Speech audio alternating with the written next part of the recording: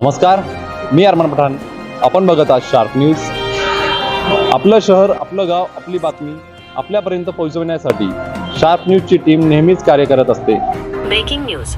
मनमाड इंदूर रेल्वेसाठी 2 कोटी दर द्या. मालेगाव नांदगावच्या शेतकऱ्यांचा बाजारभावावरून एल्गार. चाळीसगाव चौफुलीवर 15 डिसेंबरला तीव्र रास्ता रोको. नाशिक प्रतिनिधी. केंद्र सरकारच्या महत्वाकांक्षी मनमाड इंदूर नवीन रेल्वे लाईन प्रकल्पात भूसंपादन होत असलेल्या जमिनींना अत्यंत कमी दर मिळत असल्याच्या निषेधार्थ मालेगाव आणि नांदगाव तालुक्यातील शेतकरी आक्रमक झाले आहेत. महानगरपालिका हद्दीतील औद्योगिक आणि निवासी वापरासाठी विकसित झालेल्या जमिनींसाठी शासनाने दर्शविलेले दर शेतकऱ्यांची चेष्टा करणारे असल्याचा आरोप करत प्रकल्पबाधित शेतकऱ्यांनी आता 2 कोटी रुपये प्रति हेक्टरी दर देण्याची मागणी केली आहे. या मागणीसाठी new Manmad Indore railway line संघर्ष समितीच्या नेतृत्वाखाली मालेगाव व नांदगाव येथील प्रकल्पग्रस्त शेतकरी सोमवार दि. 15 डिसेंबर 2025 रोजी चाळीसगाव चौफुली येथे तीव्र आंदोलन रास्ता रोको छेडणार आहेत. 12 वर्षांत दर केवळ 4 पट. हा शेतकऱ्यांवर अन्याय. संघर्ष समितीचे अध्यक्ष श्री सुनील सोनू शिंदे यांनी प्रशासनाला दिलेल्या निवेदनात भूसंपादनाच्या दरांमधील विसंगतीवर तीव्र आक्षेप घेतला आहे. जमिनींचे स्वरूप. मालेगाव महानगरपालिका हद्दीतील मौसे सायनेबू या जमिनींच्या परिसरात अनेक कॉम्प्लेक्स, हाऊसिंग सोसायट्या, पॉवरलूम इंडस्ट्रीज आणि व्यापारी वापर सुरू झाला आहे.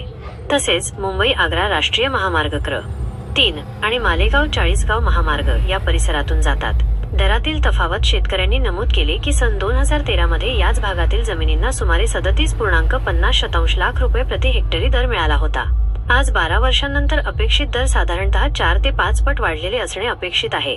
परंतु शासनाने दर्शविलेले मूल्यांकन हे वास्तविक बाजारभावापेक्षा खूपच कमी आहे. बाजारभावाचा दाखला. राष्ट्रीय महामार्ग NH साठी याच परिसरात संपादित झालेल्या जमिनींना सुमारे 1.50 कोटी रुपये प्रति हेक्टरी दर मिळाला आहे. त्यामुळे आम्हाला किमान 2 कोटी रुपये मात्र प्रति हेक्टरी दर मिळावा, अशी न्यायपूर्ण मागणी शेतकऱ्यांनी केली आहे. मागणी 2 कोटी रुपये प्रति हेक्टर मुख्य जमिनीसाठी, तसेच विहीर, निवासस्थाने, गोठे, कांदाचाळी यांसारख्या मालमत्तांचे चालू दरानुसार स्वतंत्र मूल्यांकन करून भरपाई त्वरित देण्यात यावी. बळजबरी केल्यास प्रशासनावर जबाबदारी. जोडगे, देवारपाडे, सायने, सवनगाव, एसगाव, घोडेगाव, जळगाव चोंढी, मेहुणे यांसह अनेक गावातील शेतकऱ्यांनी या भूसंपादनाच्या प्रक्रियेस हरकत घेतली आहे. समितीने प्रशासनाला स्पष्ट इशारा दिला आहे की जर शेतकऱ्यांच्या मागणीचा विचार न करता बळजबरीने जमीन मोजणी किंवा संपादनाचा 2 एकर 4 एकर अशी तिरपीचिरी राहणार. एक बाजूला कधी जाती चालतं. पहिले 130 फूटनी मोजणी होती, आता 250 ते 300 फूटनी मोजणी काही त्यासनी कोणी विचार नाही. नावं लाई घेतात उतारावर. 2 महिना जाय 3 महिना होई नावं लावाले, तरी आमल्या शेतकरीला कोणी विचार नाही. आम्ही चौकशी करायला म्हणत नाही. आणि ती रेल्वे आम्ही आमना सर्वात शेतकरी शेतात मनमाड पासून ते इंदूर लोक आम्ही रेल्वे जाऊ देणार नाही. आत्महत्या करी घेसूत, फाशी घे घेसूत, इंग्रेज फी घेसूत, पण सोडणार नाही. आमल्या परवडत नाही. आणि आम्ही राहूत कुठे? आमना बायको, पोरं, डोरं, येरी जातीस, छेडे जातेस, मोटरी जातीस, चेन्नईर जातेस. आम्ही राहूत कुठे? 5 एकर होते म्हणे. चोकान इकडे उरण, चोकान तिकडे उरण. कस काय जागा आम्ही? कस काय जगानं? जाणार होती नाही. वरानं, कवळानं, नगाव आणि चंदनपुरी 3 सर्वे जात म्हणा. 2 एकर म्हणून 2 जायात. त्यानंतर आणखी वरलांगी किती त्याची त्या सर्वे सोड देतात. इकडे टन मारी गेला टेकडी बसून. काय कारण? विचार बी नाही. आजपर्यंत एखादा आमदार, खासदार, मंत्री, एखादा साहेब वनात बनी असणी शेतकरीसनी काहीतरी विचारपूस करानी शे. यासना आत्मा काय म्हणत कोणी म्हण नाही. आम्ही काय करा ना? मग आम्ही सर्वात शेतकरी आत्महत्या करायला तयार आहेत.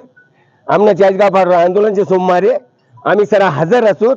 मरण येळवरीचे असोत. त्यासनी गोळ्या घालतो. पहिले मारायला पाहिजे.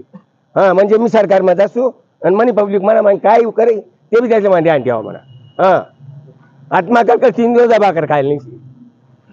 की न्यू इंदोर रेल्वे मार्ग जो जातोय मनमाड इंदोर, तर त्याच्या खाली ज्या शेतकऱ्यांच्या जे शेती जाते, म्हणजे जे भूसंपादन होते, त्याला अक्षरशः एकदम कमी भावाने त्यांचा मोबदला दिला जातोय.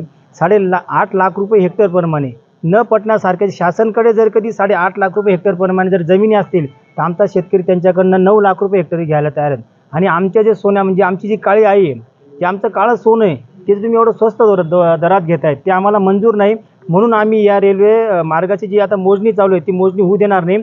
दिनांक 15/12/2025 रोजी वार सोमवारी चाळीसगाव फाट्यावर सर्व शेतकरी रास्ता रोको करणार आहोत, याची सर्वस्वी जबाबदारी शासन आणि प्रशासनाची राहील.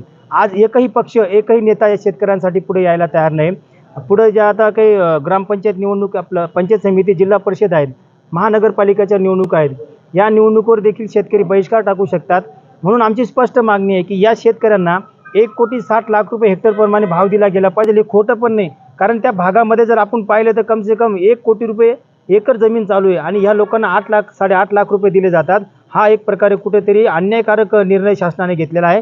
हा आम्ही मान्य करणार नाही. काही आता उदाहरणार्थ जर या शेतकरी सन्माननीय शिक्षण मंत्री दादाजी भुसे यांना देखील भेटले, नांदगावचे आमदार सुहास कांदे यांना देखील भेटले, धुळेचे खासदार जे आहेत शोभाताई बच्छाव यांना देखील भेटले, रेल्वेचे जे अधिकारी रवींद्र भारती साहेब यांना देखील भेटले, परंतु यांनी फक्त आश्वासनं दिली, परंतु ठोस असं काही कारवाई काही झालेली नाही. म्हणून माझी सगळ्या शेतकऱ्यांना नम्र विनंती, भेदभाव न करता रेल्वे प्रकल्प बाधित जो शेतकरी आहे तो त्याच्यातला एकही सुटणार नाही. भेदभाव करू नका. ह्या गावाचा त्या गावाचा सर्व शेतकऱ्यांना न्याय देण्याचं काम लोकशाही धडक मोर्चातर्फे केले जाईल. वेळ पडल्यावर आम्ही रक्त देखील सांडू, जीव देऊ, परंतु आमच्या शेतकऱ्यांना न्याय मिळाल्याशिवाय आम्ही मागं हटणार नाही. आमच्यावर गोळ्या जरी घातल्या तरी चालेल, कारण आज जर कधी 8.5 लाख रुपये हेक्टर प्रमाणे जर शेती घेत असतील तर शेतकऱ्यांनी जगायचं कसं? आज उदाहरणार्थ समजा ज्याच्याकडे 1 एकर जमीन आहे, 2 एकर जमीन आहे, तर त्या शेतकऱ्यांनी जगायचं कसं? त्यांचा पुढचा परिवार, त्यांच्या पोरांचं भविष्य कसं राहील? आज पाहिले तर सगळीकडे बाजारभाव कोसळले शेतकऱ्यांसाठी. कुठलाही निर्णय योग्य नाही या शासनाने घेतला. तरी माझी परत एकदा या जिल्ह्याचे काही शिक्षण मंत्री असतील, आमदार असतील, खासदार असतील, त्यांना माझी नम्र विनंती आहे, आमच्या शेतकरी राजाला लवकरात लवकर न्याय द्यावा ही नम्र विनंती आहे.